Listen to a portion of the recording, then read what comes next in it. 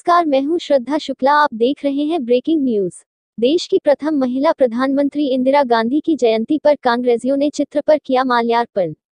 सुल्तानपुर खबर विस्तार से। आयरन लेडी कही जाने वाली भारत की प्रथम महिला प्रधानमंत्री इंदिरा गांधी की जयंती पर कुरवार ब्लॉक अलीगंज बाजार कार्यालय पर मनोज कुमार तिवारी जिला सचिव ने उनके चित्र पर माल्यार्पण किया और युवक कांग्रेस के पूर्व उपाध्यक्ष मोहम्मद मोबीन अहमद, मुईद अहमद, श्याम लाल शुक्ल, नंदलाल मौर्य, शिवबरन पांडेय, अहमद खान, सलमान, जहीद अली आदि कांग्रेसियों ने चित्र पर माल्यार्पण कर इंदिरा गांधी के बारे में माननीय श्री मनोज तिवारी जी, शहरयार जी, अंसार भाई, चमन गुप्ता जी, मोहित भाई, अहमद जी, शमशीर भाई, आज हम लोग ऐसे महान आत्मा की पुण्यतिथि मना रहे हैं जो कि आज हमारे बीच में नहीं है।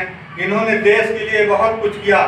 समझ लीजिए, इन्होंने देश के लिए जो कुछ किया कोई ऐसा नेता नहीं कर सकता है। और समझ लीजिए कि इस समय हमारे इंदिरा जी की बहुत जरूरत थी।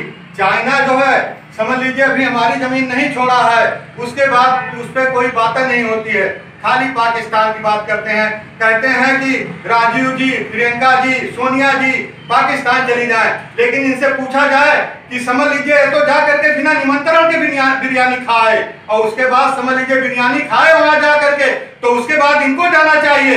हमारे समझ लीजिए बीजेपी के लाल कृष्ण आडवाणी जी वहां गए, उनके फूल माला चढ़ाए उनके जिन्ना साहब के उस पे कबर पर। और समझ लीजिए कि ये समझ लीजिए विकास की बात करते हैं, विकास का इनके पास कोई मुद्दा नहीं है। हमारी इंदिरा जी ऐसी थी जो समझ लीजिए देश को इतना गौरवान्वित किया। समझ लीजिए अमेरिका का राष्ट्रपति हमारी इंदिरा जी को वहां हवाई अड्डे पर रिसीव करने नहीं आया। उसके बाद हमारा प्लेन जो है वापस आ गया दिल्ली। उसके बाद इन्होंने कहा जब तक अमेरिका का राष्ट्रपति हमारे यहाँ नहीं आएगा तब तक समझ लीजिए मैं अमेरिका नहीं जाऊंगी। और समझ लीजिए वो कितनी स्वाभिमान रखती थी। आप समझ लीजिए इनको सिर्फ क्या नाम के इनको मैं सभी विरोधी पार्टियों से सभी समझ लीजिए कहता हूं कि समझ लीजिए वो कहें, एकजुट होकर के कहें कि ईवीएम से इलेक्शन नहीं होगा और हमारे जितने विधायक जितने भी सांसद हैं उनको इस्तीफा दे देना चाहिए कि अभी ईवीएम से इलेक्शन नहीं होगा। अगर ईवीएम से इलेक्शन होगा तो समझ लीजिए कभी ये समझ लीजिए वो नहीं होंगे, इसलिए कि इनके पास हाईजैक करा देते हैं मशीन को। तो इसलिए मैं चाहता हूं कि जितने भी हमारे और पार्टियां हैं वो सब इसका विरोध करें। और कहना तो बहुत चीजें हैं, बहुत कुछ किया हमारे देश के लिए कांग्रेस पार्टी ने।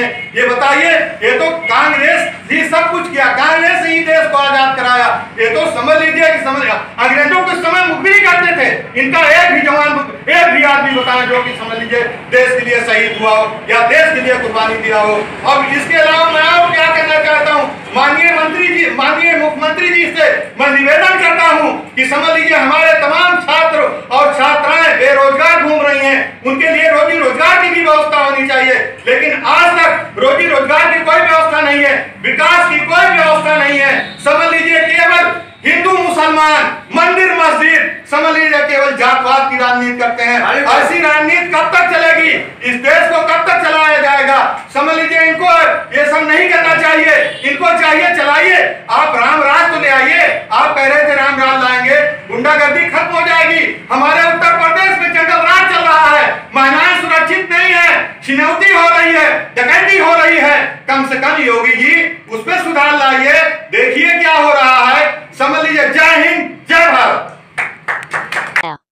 आपने अभी तक हमारे DKS TV न्यूज चैनल को सब्सक्राइब नहीं किया है तो कर लीजिए, घंटी जरूर बजा दीजिएगा जिससे कि अगला आने वाला अपडेट्स आपको जरूर मिले।